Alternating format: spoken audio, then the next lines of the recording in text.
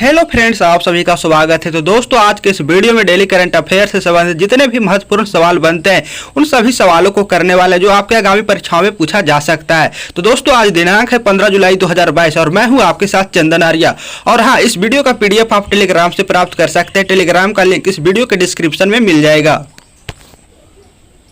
तो चलो वीडियो को स्टार्ट करते हैं। हमारा पहला सवाल है, 15 जुलाई को कौन सा दिवस मनाया जाता है? तो दोस्तों, इसका उत्तर हो जाएगा ऑप्शन ए, विश्व युवा कौशल दिवस। ठीक है, इनके बारे में हम समझते हैं इसके बारे में।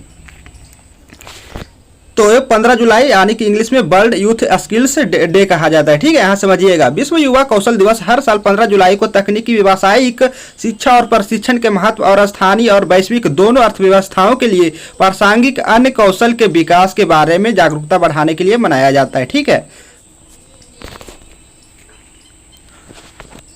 2 नंबर सवाल है, निम्न में से किस केंद्रीय मंत्री ने हाल ही में स्वाधीनता संग्राम ना शूरवीरों किताब लॉन्च किया है? किताब लॉन्च किया गया है किनके द्वारा? तो दोस्तों, इसका उत्तर होगा मीनाक्षी लेखी के द्वारा। इनके बारे में हम समझते हैं।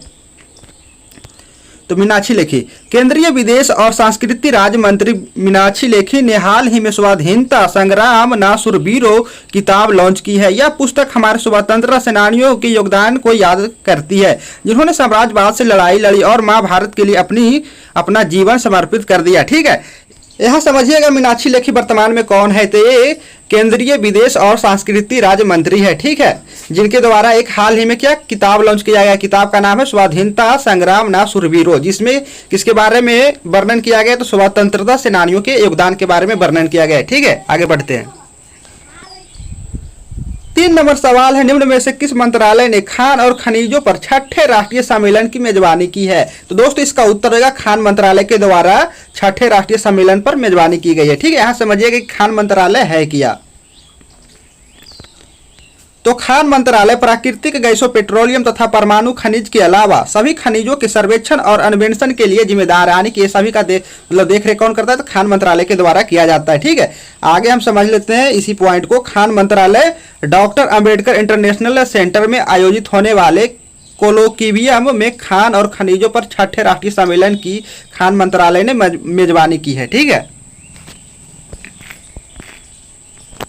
4 नंबर सवाल है, जुलाई 2022 में जापान सरकार द्वारा order of the rising sun gold एवं सिल्वर स्टार से किसे सम्मानित किया गया है? तो दोस्तों, इसका उत्तर होगा नारायणन कुमार को। ठीक है, इनके बारे में हम समझते हैं।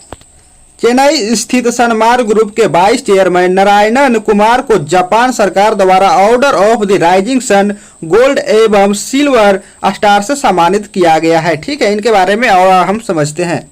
तो उन्हें जापान और भारत के बीच आर्थिक संबंधों को मजबूत करने में उनके योगदान के लिए सम्मानित किया गया है। ठीक है, Narayanan Kumar Indo Japan chambers of commerce एवं इंडस्ट्री के अध्यक्ष भी हैं। ठीक है, 5 नंबर सवाल है, निम्न में से कौन सा हवाई अड्डा देश का पहला कार्बन न्यूट्रल हवाई अड्डा बनाया जा रहा है? तो दोस्तों, इसका उत्तर होगा लेह हवाई अड्डा। ठीक है, यहां समझिएगा। तो लेह हवाई अड्डा जो है, भारतीय विमानपत्तन प्राधिकरण द्वारा लेह हवाई अड्डा देश का पहला कार्बन न्यूट्रल हवाई अड्डा बनाया जा रहा है। अब हम समझते हैं कि कार्बन न्यूट्रल का अर्थ होता क्या, इसका मतलब क्या होता है? तो यहाँ समझिएगा, कार्बन न्यूट्रल का अर्थ है कि एयरपोर्ट पर विभिन्न गतिविधियों में जितना कार्बन उत्सर्जन होता है उतने कार्बन अवशोषण की व्यवस्था भी हो, जिसे क्या कहा जाता है? कार्बन न्यूट्रल कहा जाता है। ठीक है, ध्यान रखिएगा। 6 नंबर सवाल है, दक्षिण कोरिया में आयोजित ISSF विश्व कप में भारत के अर्जुन बबूता ने कौन सा मेडल जीता? तो दोस्तों, इसका उत्तर होगा गोल्ड मेडल। ठीक है, गोल्ड मेडल जीता गया अर्जुन बबूता के द्वारा। इनके बारे में हम नीचे समझते हैं। दक्षिण कोरिया में आयोजित ISSF विश्व कप में भारत के अर्जुन बबूता ने निशानेबाजी में अपना पहला गोल्ड मेडल जीता है। गोल्ड मेडल के मुकाबले में अर्जुन ने टोक्यो ओलंपिक 2020 के रजत पदक विजेता लुकास कोंजेस्की को हराकर जीता है। ठीक है, इनके द्वारा जो अर्जुन बबूता के द्वारा गोल्ड मेडल जीता गया, किन्हें हराकर जीता गया है? तो टोक्यो ओलंपिक 2020 के रजत पदक विजेता लुकास कोंजेस्की को हराकर जीता गया है। ठीक है, 7 नंबर सवाल है, किस राज्य सरकार ने जुलाई 2022 में महत्वाकांक्षी प्रधानमंत्री फसल बीमा योजना, यानी कि जिसे हम PMFBY भी कहते हैं, में फिर से शामिल होने का फैसला किया है? तो दोस्तों, इसका उत्तर हो जाएगा आंध्र प्रदेश राज्य। ठीक है, आगे हम समझते हैं। आंध्र प्रदेश सरकार ने महत्वाकांक्षी प्रधानमंत्री फसल बीमा योजना, जिसे शॉर्ट में PMFBY भी कहा जाता है, में फिर से शामिल होने का फैसला किया है।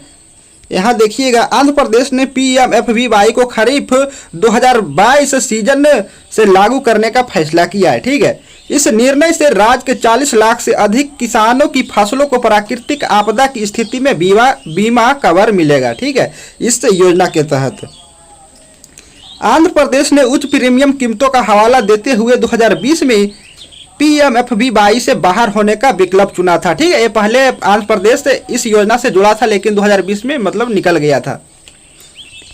अब हम समझ लेते हैं आंध्र प्रदेश के बारे में कुछ महत्वपूर्ण जानकारियां जो आपको जानना जरूरी है।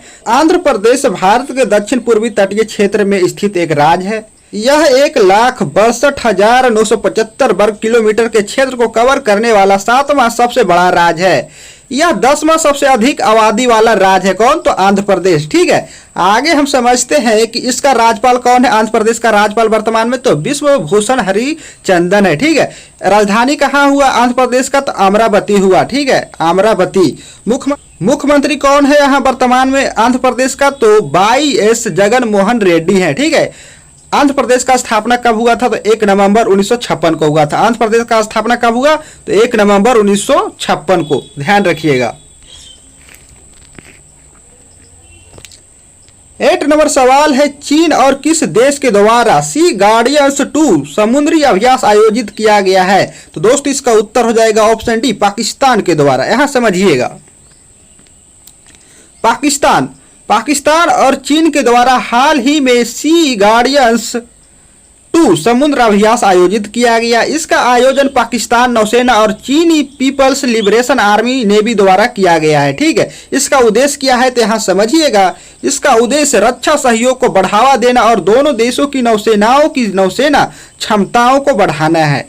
ओके, 9 नंबर सवाल है, हाल ही में किसके द्वारा जारी रिपोर्ट के मुताबिक भारत के अगले वर्ष आबादी में चीन को पीछे छोड़ देगा? तो दोस्तों इसका उत्तर होगा संयुक्त राष्ट्र के रिपोर्ट के अनुसार। ठीक है, तो यहां समझिएगा, संयुक्त राष्ट्र विश्व जनसंख्या दिवस पर संयुक्त राष्ट्र के द्वारा जारी रिपोर्ट के मुताबिक भारत अगले वर्ष आबादी के मामले में चीन को पीछे छोड़ देगा। एक किनका रिपोर्ट है? तो संयुक्त राष्ट्र का रिपोर्ट है। ठीक है,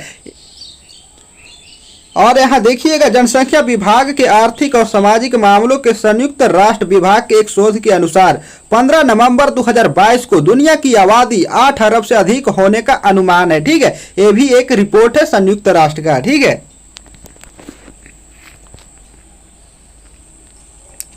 10 नंबर सवाल है, कौन सा भारतीय क्रिकेटर जुलाई 2022 में एक दिवसीय अंतर्राष्ट्रीय ODI, कहने का मतलब हुआ एक दिवसीय अंतर्राष्ट्रीय, जिसे इंग्लिश में ओवन डे इंटरनेशनल कहा जाता है, इंटरनेशनल मैच में सबसे तेज 150 विकेट लेने वाला भारतीय बन गया है? तो दोस्तों इसका उत्तर होगा मोहम्मद शमी। ठीक है, यहां समझिएगा,